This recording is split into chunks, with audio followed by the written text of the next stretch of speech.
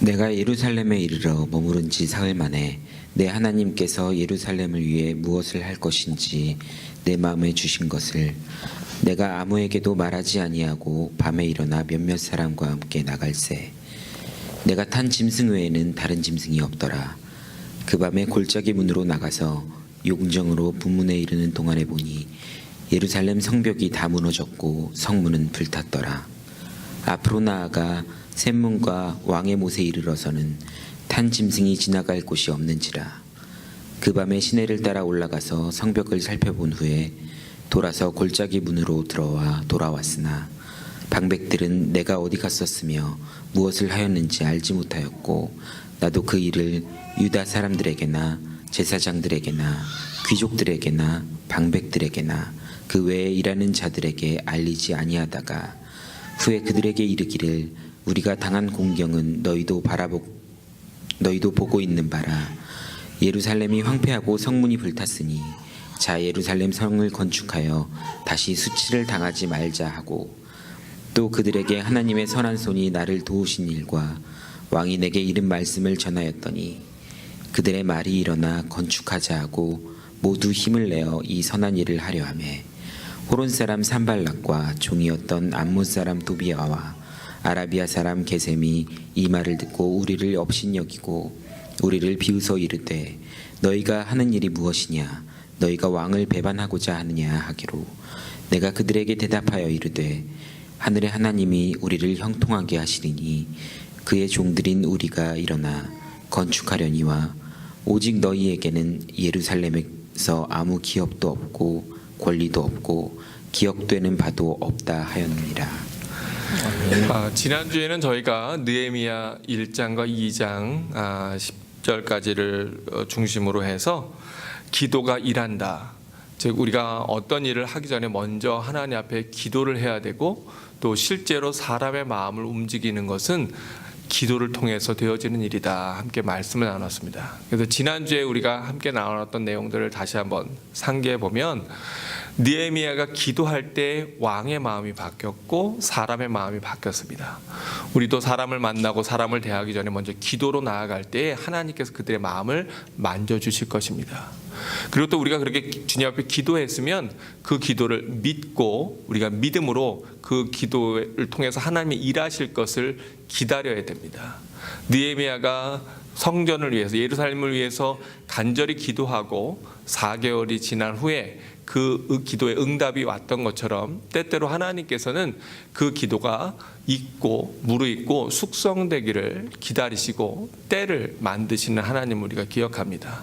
기도 후에는 우리가 믿음으로 믿고 기다려야 된다. 그리고 또 세 번째는 사람의 생각은 또 참된 지혜는 기도 가운데 나오는 걸 볼 수 있습니다.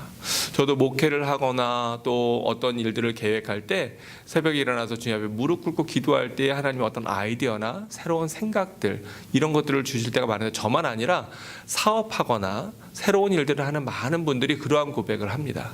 제가 주님 앞에 특히 아침 일찍 새벽에 일어나서 주님 앞에 무릎 꿇고 기도할 때 하나님 주신 어떤 아이디어나 어떤 생각들이 떠올라서 그래서 다른 사람들이 생각하지 못했던 그런 일들을 계획하고 그런 일들을 추진해 나갈 때가 많이 있습니다.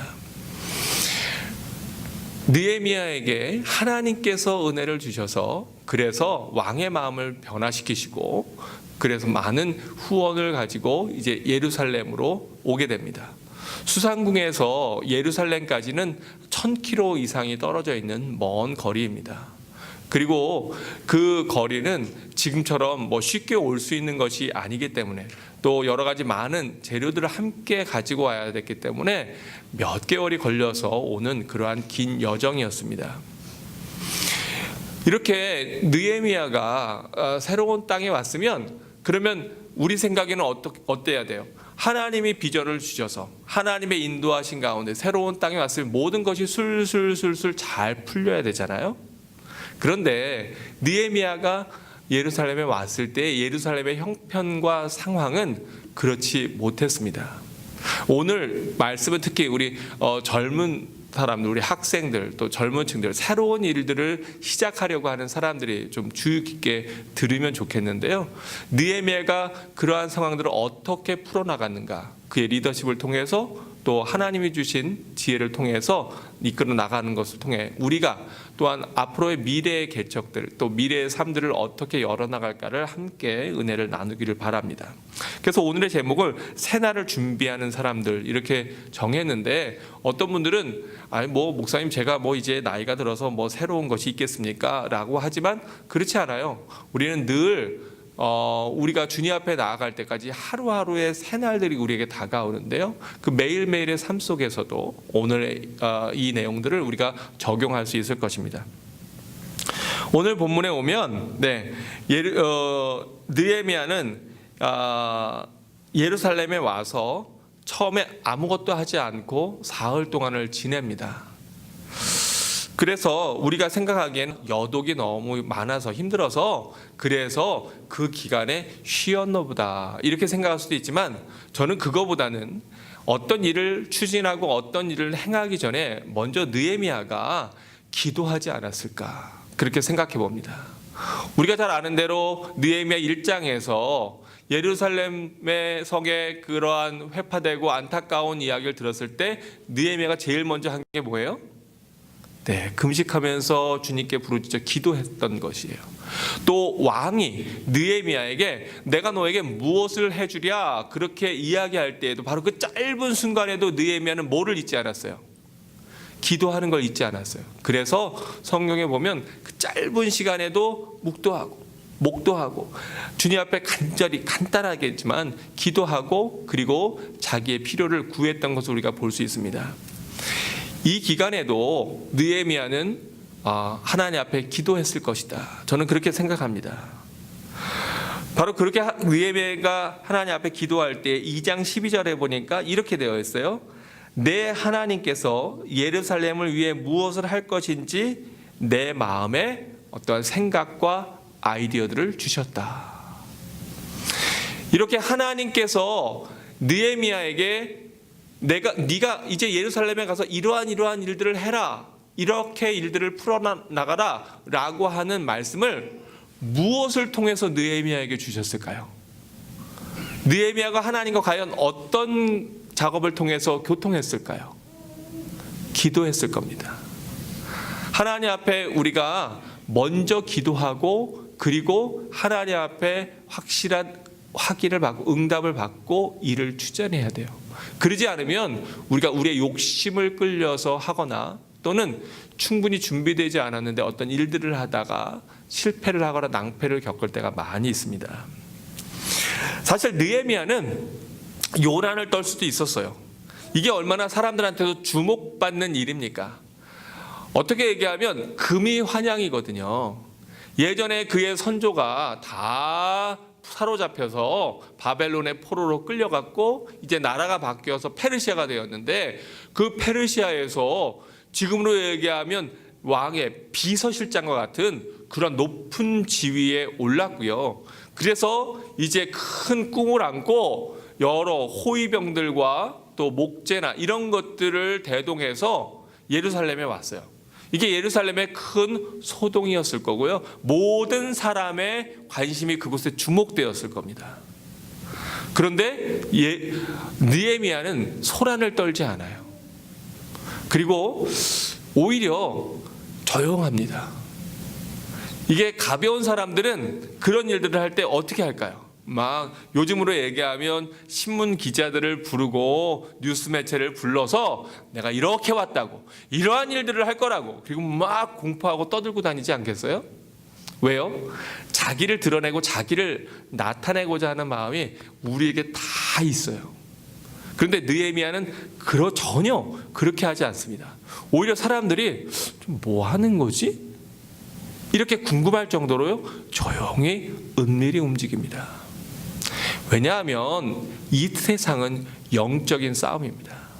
그렇기 때문에 우리가 어떤 일들을 할 때 먼저 하나님 앞에 기도하고 또 치밀하게 준비하지 않으면 오히려 방해를 겪거나 어려움을 겪을 때가 많이 있어요. 그래서 오늘 2장 12절에 보니까 이렇게 하나님께서 예루살렘 성을 위해서 예레미야에게 무엇을 할지 그 마음의 내용을 주셨지만, 그러나 그는 그것을 사람들에게 막 떠들고 다녔습니까? 안 떠들었습니까? 안 떠들었어요. 자기만 그것을 마음속에 담고 있었습니다. 왜 우리가 일들을 하기 전에 이러한 침묵하는 시간이 필요할까? 왜냐하면 우리가 자신의 분주함을 멈추어야 하나님의 일하심을 보게 될 때가 많이 있습니다. 어떤 사람은 너무 바빠요. 그래서 뭐 할 시간도 없다고요? 기도할 시간도 없어. 어떤 사람은 일이 너무 바빠요. 그래서 하나님 앞에 예배 드릴 시간도 없어요. 근데 그게 좋은 모습일까요? 그게 잘하는 것일까요? 전혀 그렇지 않습니다. 오히려 세상 사람들은 바쁘게 이렇게 이야기해야 되지만, 그러나 우리가 바쁘게 분주하게 돌아다닌다고 해서 꼭 일이 되는 것은 아닙니다. 여러분, 우리가 게으르란 얘기가 절대로 아닙니다. 우리는 부지런해야 됩니다. 그런데 우리의 부지런함이 이 세상을 향한 부지런함이 아니라 먼저 누구를 향한 부지런함이 돼야 돼요? 하나님을 향한 부지런함이 돼야 돼요. 하나님에게는 부지런하지 않으면서 세상 일에 분주한 사람, 세상적으로 성공하는 것처럼 보이지만, 그러나 많은 경우에 오히려 공든탑이 무너지고, 그리고 그가 행했던 바쁜 일들이 다 의미 없어지는 경우를 많이 보게 됩니다. 또 뭔가 이루어 놓았다고 하더라도 순식간에 여러 가지 유혹에, 또 여러 가지 많은 공격들에 쉽게 무너져 버리고 넘어지는 걸 우리가 신문지상에서, 뉴스를 통해서, 세상에서 얼마나 많이 봅니까? 간절히 바라기는 우리 라이프교회 성도들은 세상에는 침묵하되 하나님에게는 입을 벌려 호소하고 부르짖는 주의 백성들 되기를 주의 이름으로 축원합니다. 또 세상에는 우리가 조금 덜 분주하더라도 하나님 앞에 부지런한 주의 백성들 되기를 주의 이름으로 축원합니다. 이렇게 느헤미야가 침묵하고 또 자기의 분주함을 멈추고 하나님의 말씀을 충분히 들은 후에 그 다음에 은밀히 일을 시작합니다. 그래서 2장 12절에 보니까 이렇게 되어 있어요. 밤에 일어나 몇몇 사람들과 함께 나갈새 내가 탄 짐승 외에는 다른 짐승이 없더라. 그리고 그날 밤에 골짜기 문으로 나가서 용정으로 분문에 이르는 동안에 보니 예루살렘 성벽이 다 무너졌고 성문은 불탔더라. 그러면서 곳곳에 그가 예루살렘을 구석구석 시찰하고 돌아보는 걸 우리가 볼 수 있습니다. 여러분, 새 일을 준비하십니까? 새로운 학교에 가셨습니까? 새로운 직장에 가셨습니까? 새로 가정을 이루셨습니까? 그러면 첫 번째 먼저 할 일이 뭐냐면 관찰하기입니다. 좀 우리 여성들에게는 너무 좀 억울하고 답답한 얘기인지 모르지만, 예전에 어르신들이 새로 시집을 가면 어떻게 살라 그랬어요? 뭐 3년? 네, 귀머거리 3년, 또 벙어리 3년. 네. 옛날에 어르신들이 그러잖아요. 근데 왜 그런 얘기를 할까? 요즘 얘기로 얘기하면 며느리가 새로 들어왔어요. 새로 들어왔는데 이 며느리가 갖고 있는 문화와 새로 시집간 그 가정의 문화가 같을까요? 다를까요? 달라요. 이 다른데 자기가 갖고 있는 문화를 가지고, 자기의 경험을 가지고, 자기의 생각을 가지고 어떤 일들을 하다 보면 실수하거나 잘못하면 시댁 식구들에게 눈밖에 나기가 쉽습니다. 제가 어저께 제 동생이 결혼했습니다. 어떤 막내 동생 여러분 기억하시죠? 네, 서진우 목사입니다. 이제 3월에 목사 안수를 받았고요. 그리고 이제 결혼을 했고 곧 선교사로 니카라과에 가게 되는데, 그 결혼하게 된 이야기도 많이 있습니다. 그런데 어쨌든 이제 저희 가정에 또 한 명의 새로운 식구가 왔거든요. 근데 우리가 남편과 아내가 서로 결혼했을 때도 마찬가지예요. 새로운 직장에 갔을 때도 마찬가지예요. 일단은 새로운 곳에 갔으면 그곳에서의 시스템이나 그곳에서의 문화를 먼저 익히는 것이 지혜로운 일입니다. 그러지 않으면 뭐가 일어나요? 갈등이 일어나고 불협화음이 반드시 일어납니다. 물론 그것이 다 좋을 수만은 없어요. 또 그것을 다 동의할 수 없을 수도 있습니다. 뭔가 바꿔야 되고 개선해야 될 부분들이 그 안에 있을 것입니다. 그런데 가자마자 막 어떤 일들을 추진하고 일하게 되다 보면 반드시 큰 반대에 부딪히는 걸 많이 보게 됩니다. 심지어는 사장도 마찬가지예요. 새로 사장이 어떤 기업에 왔어요. 그러면 제일 먼저 해야 되는 건 뭐냐면 그 기업에 전에 했던 일들에 대해서 자세히 살펴보고 또 어떻게 무엇이 돌아가는지를 눈여겨 관찰하는 시간이 반드시 필요합니다. 새로운 학교에 전학을 갔으면 새로 대학생이 되거나 또는 고등학생이 되거나 대학원을 진학하거나 진급을 했으면 그 지역에 또는 그곳에 있는 것들을 잘 살펴봐야 됩니다. 목회도 마찬가지고 사업도 마찬가지입니다. 세상의 일들도 마찬가지입니다. 만약에 사장이 와가지고 그저 자기가 전에서 경험했던 어떠한 시스템이나 자기가 갖고 있던 어떠한 생각들을 무조건 이 회사에 어댑트 하려고 그러면 반드시 그 안에서 적을 만들게 돼요. 반드시 거기에서 처음부터 반대나 또 반감을 사는 일들을 하게 됩니다. 그래서 여러분 기억하십시오. 새로운 곳에 가거든 첫 번째 뭘 잘하시라고요? 관찰을 잘해라. 그게 지혜로운 거예요. 새로 직장에 갔는데 전에 저 일하는 데서는 이렇게 안 했어요. 이리고 막 자기가 혼자서 막 조금 속된 말로 거친 말로 나대면서 그 일들을 막 해보세요. 거기 있는 사람들이 전에 갖고 있던 시스템이 개선돼야 될 부분이 있더라도요, 오히려 그 사람 기분 나빠서 그 사람 잘난 척 하는 것 같아서 그래서 처음부터 관계가 틀어지는 경우가 많이 있어요. 그래서 내가 어디 처음 갔는데 사람들이 나를 별로 안 좋아하는 것 같아. 그러면 잘 생각해 보세요. 내가 지금 그곳의 문화나 그곳에 되어진 일들을 충분히 관찰하고 잘 확인하고 그리고서 내가 어떠한 일들을 하고 있는가, 아니면 그냥 예전의 경험과 예전의 생각 가지고 그냥 내가 내 마음대로 하다가 관계가 깨지고 있는가.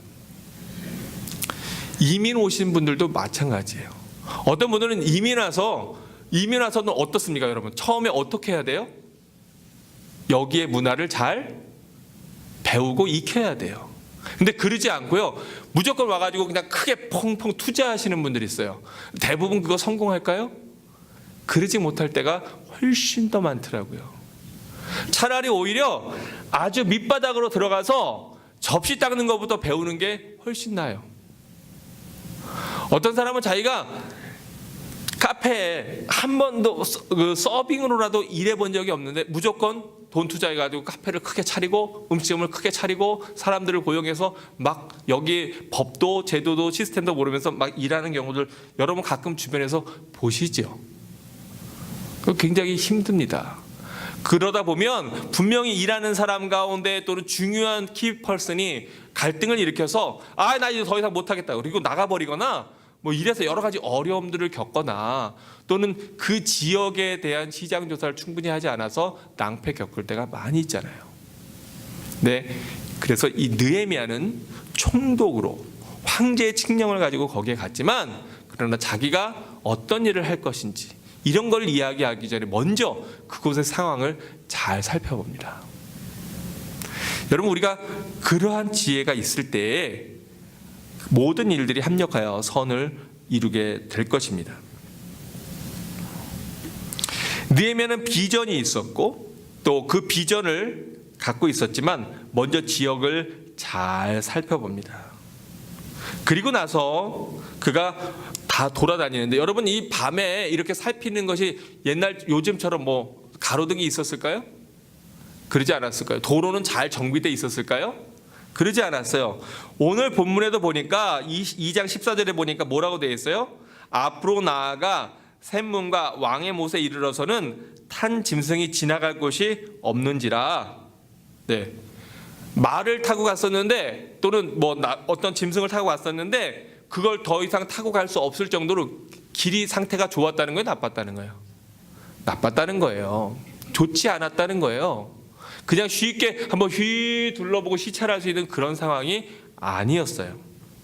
그런데 그 밤에 그는 거기에서 포기하지 않고 시내를 따라 올라가서 성벽을 살펴본 후에, 그에게는 아마도 자기가 직접 걸어서 그래서 거친 길을 따라 올라가서 성벽을 올라가 전체를 살펴보고 또 골짜기 문으로 돌아서 들어왔지만 2장 16절에 보니까 재미있어요. 방백들은 내가 어디 갔었으며 무엇을 하였는지 알지 못하였고 나도 그 일을 유다 사람들에게나 제사장들에게나 귀족들에게나 방백들에게 그 외에 일하는 자들에게 알리지 아니하다가. 저 같았으면 그럴 거예요. 이렇게 딱 돌아봤으면 사람들한테 여러분 제가 얼마나 열심히 있는 사람인지 아십니까? 제가요 이 회사의 모든 자료들을 다 살펴보고 제가 이거 다 했더니 이것도 엉망이고 저것도 엉망이고 고치기 한두 가지가 아니에요. 이거 뭐 어떻게 이렇게 운영했는지 몰라요. 뭐 이렇게 할지 몰라요. 근데 그는 모든 것을 다 관찰하고도 그리고 침묵합니다. 그리고 하나님 앞에 아마 또 지혜를 달라고 기도했을 것이라 저는 그렇게 생각합니다. 그래서 이 일들을 다 살피고 그 이후에 이제 사람들에게 나아가서 호소를 하게 되는데 그 내용을 우리가 함께 살펴보기를 원합니다. 2장 17절에 보니까 이렇게 얘기하고 있어요. 후에 그들에게 이르기를 우리가 당한 곤경은 너희도 보고 있는 바라. 예루살렘이 황폐하고 성문이 불탔으니. 어떠한 사람들은, 어떠한 리더들은 사람들에게 허황된 꿈을 심어줄 수 있습니다. 뭐 핑크빛 이야기를 하면서 다 잘 될 거라고 이렇게 이야기할 수도 있습니다. 근데 진정한 리더는 상황에 대해서 분명하게 바라보는 시각과 눈이 필요해요. 지금 상황은요, 예루살렘 성이 잘 갖춰져 있는 상태입니까? 아니면 아주 황폐한 상태입니까? 좋지 않은 상태예요. 그 현실을 분명히 알고 있고 그 현실을 사람들과 나눕니다. 그런데 그는 이런 거에 대해서 비판하거나 비난하지 않아요. 다만 현실을 있는 그대로 이야기합니다. 사람과 사람 사이에 갈등이 왜 생길까? 많은 경우에 보면 이럴 때 이렇게 얘기할 때 생겨요. 제가 아내랑 집에서 어떤 일을 겪었다고 예를 들면 아내가 어떤 이야기를 했는데 근데 제가 그 얘기가 제가 마음이 좀 상했어요. 그때 두 가지 방법이 있어요. 뭐냐면 당신은 말이야 그따위로 말을 해 이러면서 나갈 수가 있어요. 그죠? 근데 그 얘기를 듣자마자 상대방 기분이 좋아요, 나빠요? 나쁘지. 이게 대화법에 보면 이런 게 있어요. 뭐냐 하면 상대방을 공격하지 않으면서 나의 사실, 팩트를 얘기하는 거예요. 예를 들면 이런 거예요. 당신이 이렇게 얘기를 했는데 그건 사실이에요, 사실이 아니에요? 그거 사실이에요. 그렇게 얘기했어요. 그것도 과장해서 얘기하면 안 돼요. 있는 그대로 얘기하고 그리고 그 다음에는 뭘 얘기하냐면 나의 감정을 얘기하는 거예요. 당신이 그 얘기를 할 때 내가 마음이 속상했어요. 상대방에 대한 공격이 있어요, 없어요? 없어요. 여러분에게 무조건 그렇다고 무조건 다 침묵하고 있어라 이런 얘기가 아닙니다. 대화가 필요하잖아요. 근데 그 대화가 필요할 때 상대방을 공격하지 않는 대화법이 필요해요. 근데 우리는 대부분 대화할 때 어떻게 할까요? 우리 교회는 그런 분들이 하나도 없어서 다들 대답을 안 하시는데 제가 볼 때는 많은 사람들이요 상대방을 공격하면서 얘기해요. 너가 그따위로 하니까 이런 거 아니야? 누구 탓을 해요? 상대방 탓을 할 때가 많이 있어요. 그리고 또는 과장해요. 걔는 한 번 그랬어요. 근데 넌 왜 내가 맨날 그러니?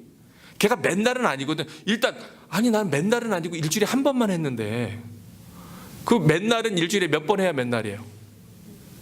7번 해야 맨날이잖아요. 나는 일주일에 한 번밖에 안 했다고요. 그런데 아빠는 나한테 넌 맨날 그런대요. 그러면 기분이 나빠요, 안 나빠요? 기분 나빠요.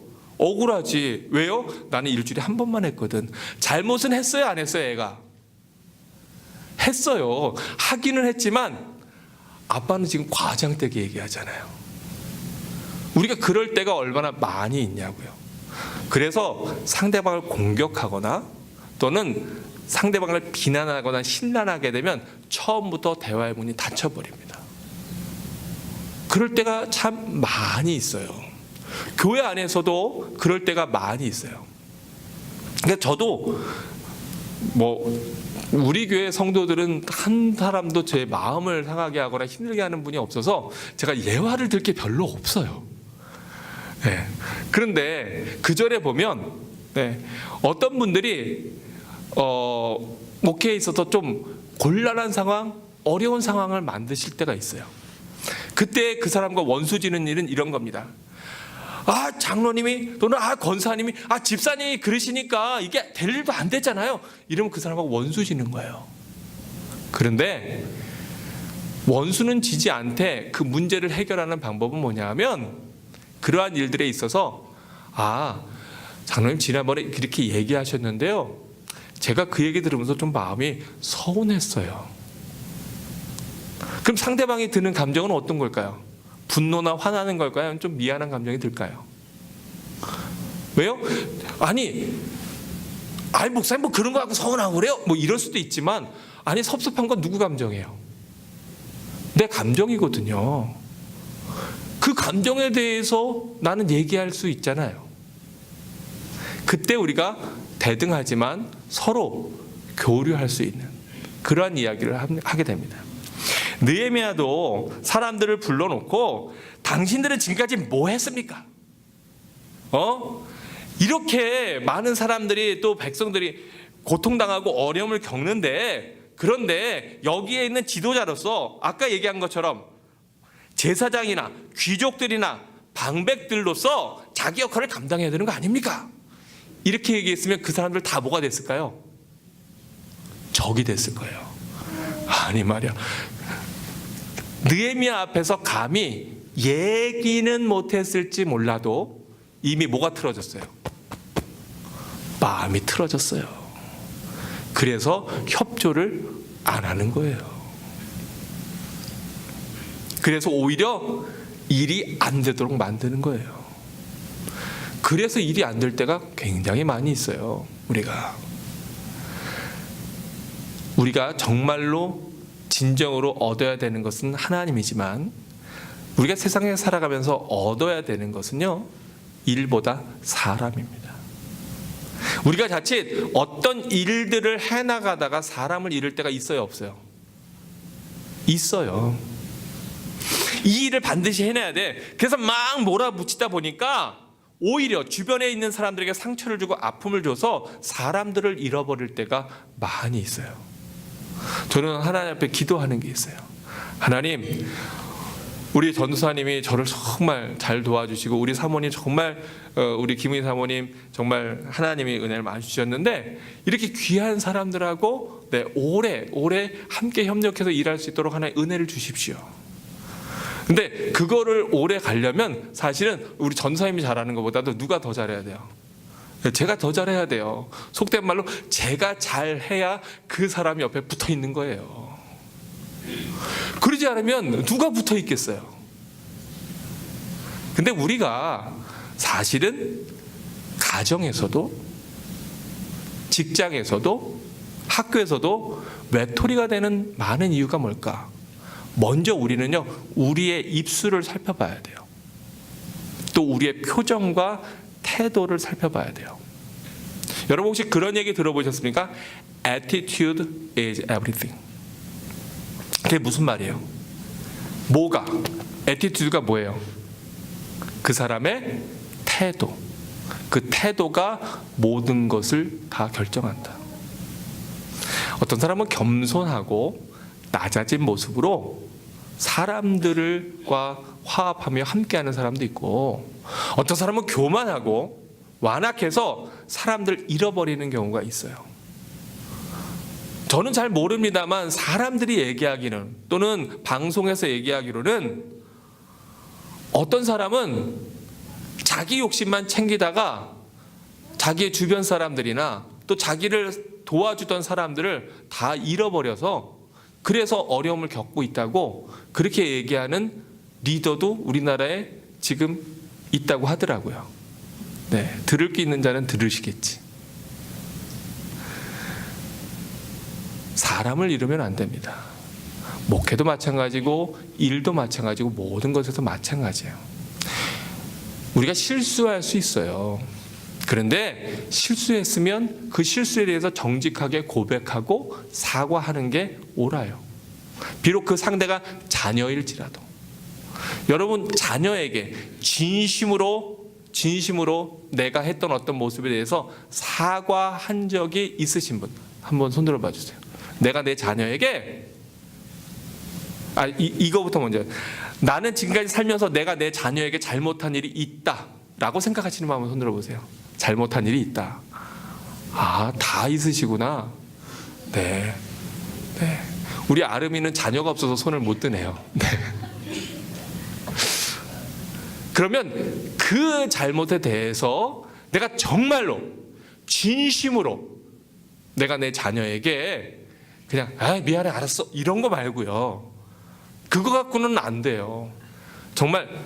정말로 얼굴을 마주 대하고 눈을 똑바로 쳐다보면서, 아니면 눈을 좀 아래로 낮추고 얘야, 아빠가 너 그때 마음 상하게 한 거 정말 미안하다.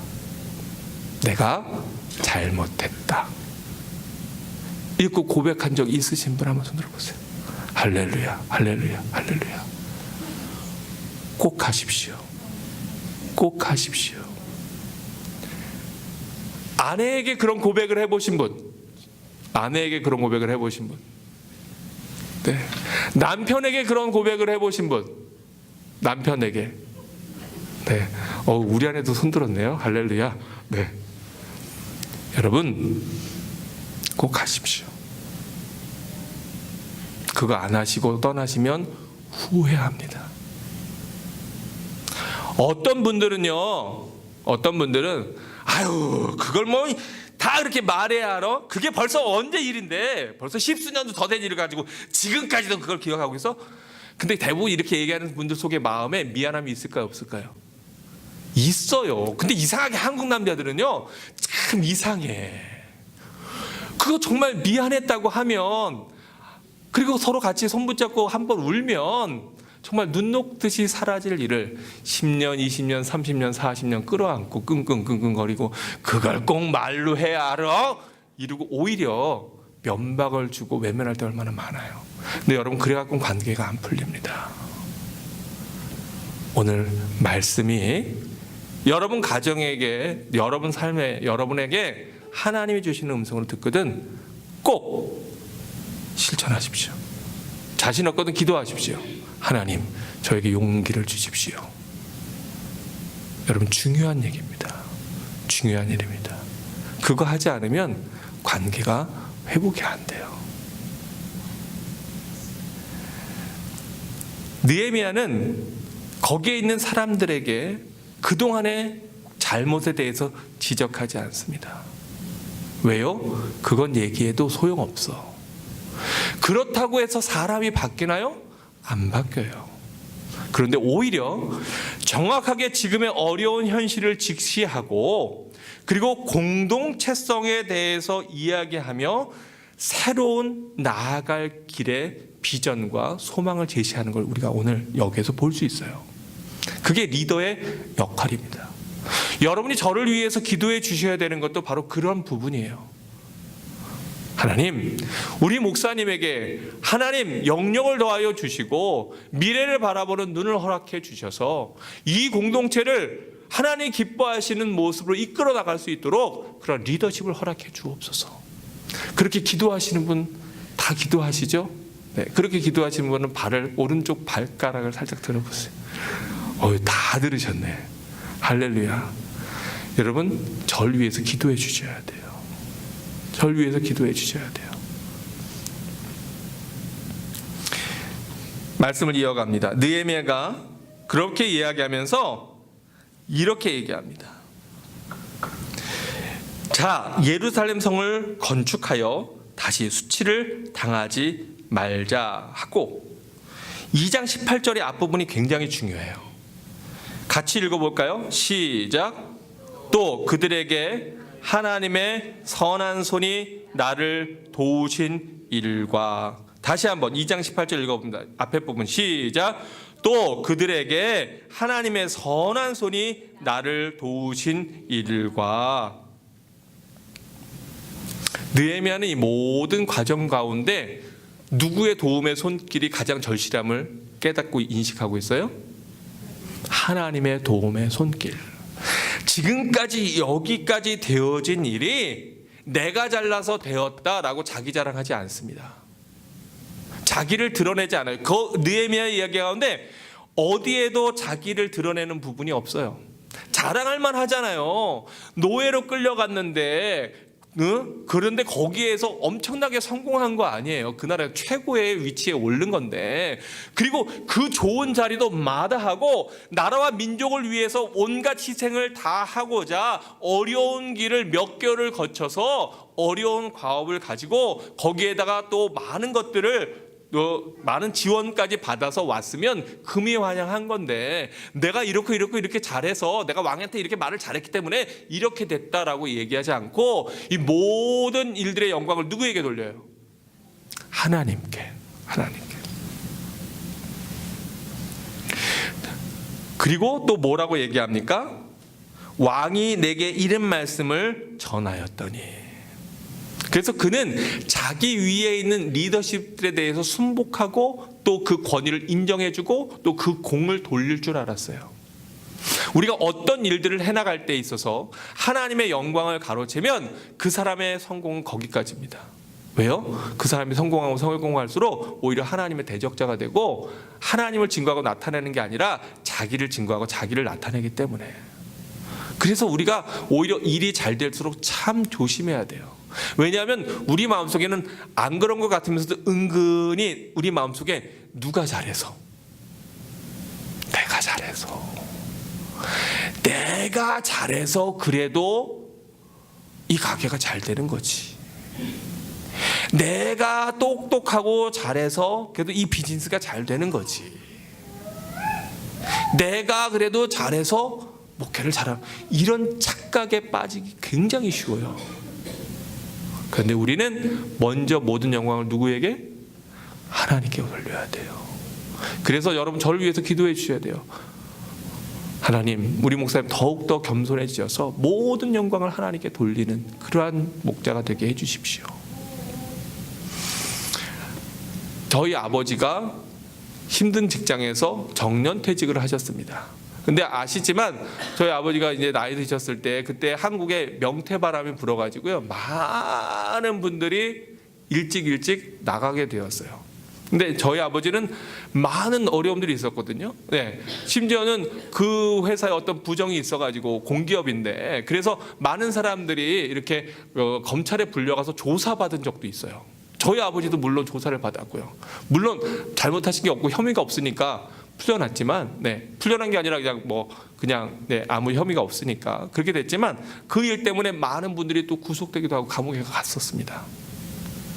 근데 그래서 저희 아버지가 그 직장에서 평생을 다니시고 그리고 정년 퇴직을 하셨거든요. 그래서 별명이 뭐였냐면 불사조였어요. 불사조. 왜냐? 끝까지 살아남아. 이 사람은 끝까지 살아남아. 다른 사람들 다 잘려나가는데. 근데 후배들한테 그렇게 얘기했대요. 비결이 뭐냐면, 상급은 부하에게, 무엇인가 상급이 오잖아요. 그럼 그건 누구에게 나눠줘요? 부하에게. 공은 상사에게. 그리고 명예는 누구에게 돌려요? 상사에게. 그리고 자기를 감추고 낮추면 오히려 그게 불사조가 되는 비결이래요.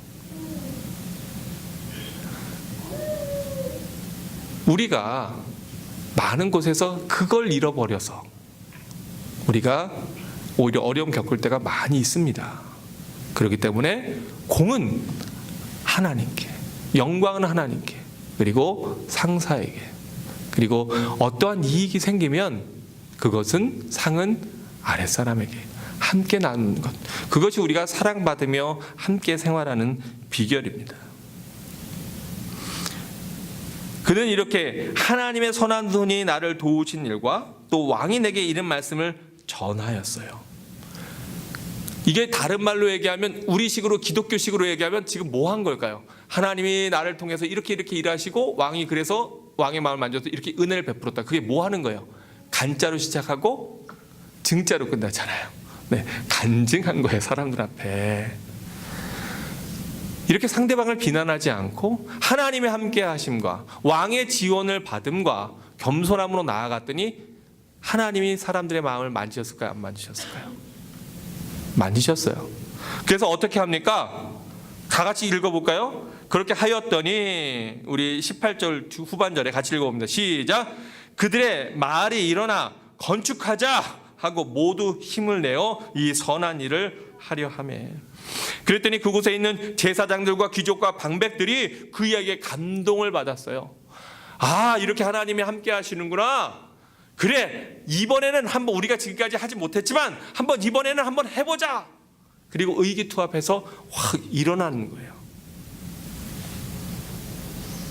여기에서 얘기가 끝나면 참 좋은데, 그런데 이 땅은 영적인 전투입니다.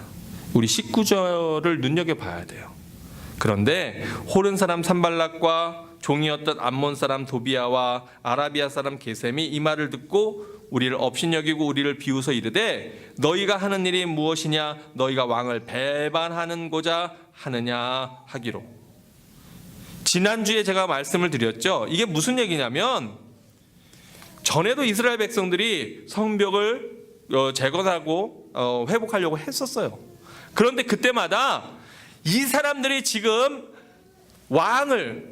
페르시아의 왕을 모발해서 지금 반역을 하려고 합니다. 이렇게 성이 완성되면 나중에 이거를 요새로 사용해서 오히려 대적할 겁니다. 이렇게 비방을 했던 거예요. 그래서 그 일을 추진 못했던 거예요. 그런데 이번에도 역시 아니나 다를까 이렇게 비방하는 거예요. 여러분, 환상에 빠지지 마십시오. 여러분이 새로운 직장이나 새로운 일터나 새로운 학교에 가서 아무리 열심히 여러분이 최선을 다하고 아무리 잘한다고 해도 반대하는 사람들이 있을까요? 없을까요? 있어요. 태생적으로 여러분을 싫어하는 사람이 있을까요? 없을까요? 죄송하지만 있어요. 있어요. 네. 그런데 우리는 이렇게 생각하잖아요. 아니, 누가 도우셨는데, 여기까지 누가 오도록 도우셨는데, 하나님이 여기까지 도우셨는데, 그리고 또 이거 내가 다 포기하고 온 건데, 그럼 모든 것들이 뻥뻥 뚫리고 잘 돼야 되잖아요. 그런데 브레이크가 걸린다고요. 왜요? 이 땅에는 하나님의 사람들만 있는 것이 아니에요. 악한 자들도 있어요. 사람을 괴롭히고 아주 못된 마음을 갖고 있는 사람도 있어요, 없어요? 있어요. 있어요. 그게 현실이에요. 그래서 그리스도인들은, 또 지혜로운 사람들은 그 현실을 못 보면 안 돼요. 만약에 우리가 너무나 낭만적인 생각을 갖고 있다 보면 금방 실망해요. 실족해요. 그리고 지쳐버려요. 그게 사단의 전략이에요. 그 사람 나가 떨어지도록, 지쳐버리도록, 못하도록. 그러나 그럴 때 여러분이 잘 점검해 봐야 돼요. 이 일이 정말로 하나님 기뻐하시는 일인가? 이것이 정말 모든 공동체에게 도움이 되는 일인가? 그렇다면 반대가 있어도 여러분 겁내지 말고 추진하세요. 왜요? 누가 함께 하시니까? 하나님이 함께 하시니까. 원래 사람은요, 다 생각도 다양하고 의견도 다양해서 모든 사람이 다 100% 완벽하게 만장일치, 이거는 쉽지 않아요. 만장일치는 저희 교회 우리 임원회에만 있어요. 쉽지 않아요. 사실이에요. 그래서 우리 회장님도 어떤 일들 이끌어 나가다가 조금 반대 의견이 있거든. 원래 그런 거야. 그렇게 이해하시면 돼요. 원래 그래요.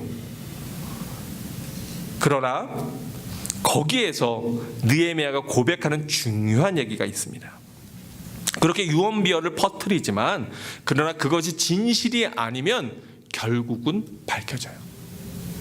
그리고 그게 하나님의 일이라면, 하나님이 기뻐하시는 일이라면 결국은 성취돼요, 성취 안 돼요? 성취돼요. 오히려 나중에 이 호른 사람 산발랏은 사실은 사마리아의 총독이었어요. 그러니까 굉장히 지위를 갖고 있고 힘도 있고 군인들도 있고 이러한 사람이에요. 반유대인 세력의 군대를 장관하던 그러한 사람이고요. 또 암몬 사람 도비아는 사실은 그 유대인의 피가 흐르는 그러한 사람이에요. 그런데 산발랏의 참모와 같이 여러 가지 아이디어를 제공하는 그러한 사악한 일을 하고, 그는 사실은 이 예루살렘 성에 네트워크가 많이 있던 사람이에요. 그래서 나중에 여러 가지 모략을 많이 합니다. 게셈이라고 하는 사람도 또 도비아하고 함께 동맹을 맺고 있었던 그러한 영주였고요. 그러나 이러한 사람들이 반대하고 조소하고 나중에는 예루살렘을 공격하려고 할 때 오히려 그들의 반대와 공격이요 예루살렘에 있는 유대인들을 하나로 뭉치게 하는 요소가 됩니다. 옛날에 그 영국으로 청어를 잡아서, 영국에 청어가 한참 인기 있을 때가 있었는데 그거를 그 보관 방법이 어려우니까 트럭에 실어서 가는데 갈 때마다 청어가 다 죽는 거예요. 그런데 어떻게 하다가 보니까 거기에 청어가 어떤 날은 청어가 대부분 살아 있어요. 그래서 아니 어떻게 이렇게 청어가 다 살아있지? 살펴보니까 거기에 청어를 잡아먹는 다른 큰 물고기가 거기 같이 들어갔던 거예요. 그러니까 이 청어들이요 그 물속에 있을 때는 자기들끼리만 있을 때는 어떻게 해요? 아유 이렇게 답답하냐, 아유 이게 숨막히나. 그리고 영국까지 제대로 런던까지 도착하기 전에 다 죽어버렸는데 거기에 자기를 잡아먹으려고 하는 포식자가 있으니까 계속 이 청어들이 살아남으려고 막 돌아다니다 보니까 몇 마리 잡아먹혔어도 대부분 다 살아있는 거예요. 때때로 우리가 너무 편안하면 우리가 고사되는 경우가 있습니다. 사람이요 힘들 때도 절망하지만 또 주로 언제 타락하냐? 편안할 때 타락합니다. 사업도 어느 정도 궤도에 이루고 자녀들도 잘 되고 모든 것도 다 평안한 것 같고 바로 그때가 우리가 죄짓기 딱 좋은 때입니다. 그때 경계해야 돼요. 사단은 공격하거든요. 오죽에 나중에 보면 이 사람들이 예루살렘을 공격하려고 준비를 하니까 예루살렘에 있는 유대인들이요 성벽을 재건하고 지으면서도, 그리고 한 손에는 창을 들고 방패를 들고 보초를 서면서 더 든든하게 그 일들을 지키는 역할을 하게 됩니다. 사람들을 오히려 하나로 그 어려움이 묶어줘요. 그러니까 여러분 그 어려움이 꼭 나쁜 것만은 아니에요. 기독교가 더욱더 순수해지고 뜨거워졌던 데는 언제냐? 핍박과 박해가 있을 때입니다. 물론 우리는 핍박과 박해 싫어하지만 그러나 그것을 통해서 하나님이 우리를 연단하시고 새롭게 하시고 더 유능하게 하실 때가 많이 있다고 하는 사실 때문에 여러분 실망하거나 낭망하거나 절망하면 안 됩니다. 그들이 그렇게 얘기했지만 2장 20절에 보면 어떻게 얘기합니까? 내가 그들에게 대답하여 이르되, 같이 읽어볼게요. 시작. 하늘에 하나님이 우리를 형통하게 하시리니. 내가 그들에게 대답하여 이르되 하늘에 하나님이 우리를 형통하게 하시리니 그의 종들인 우리가 일어나 건축하려니와 오직 너희에게는 예루살렘에서 아무 기업도 없고 권리도 없고 거역되는 바도 없다 하였느니라. 하나님이 우리와 함께 하시고 우리를 형통하게 하시기 때문에 이 일을 이룰 것이다. 그리고 그 일이 이루어졌습니까? 이루어지지 않았습니까? 이루어졌어요. 성도 여러분, 여러분이 새로운 일들 준비하고 계십니까? 새 직장에서 일하고 계십니까? 그러면 먼저 하나님 앞에 기도하며 침묵하는 시간을 가지십시오. 나를 드러내지 않고 하나님께 영광을 돌리십시오. 상대방을 비난하지 않고 대신 나아갈 길을 제시하십시오. 그리고 이 모든 것을 하나님께 맡기십시오. 반대가 있더라도 그 일이 하나님 앞에서 합당한 일이고 하나님 기뻐하시는 일이면 그 일을 믿음을 가지고 추진하십시오. 하나님이 이루실 것입니다. 우리 젊은이들 또 학생들 이걸 평생에 꼭 마음에 새기고 이 믿음 가지고 주님 향하여 달려나가는 여러분들 되길 주의 이름으로 축원합니다. 기도하겠습니다.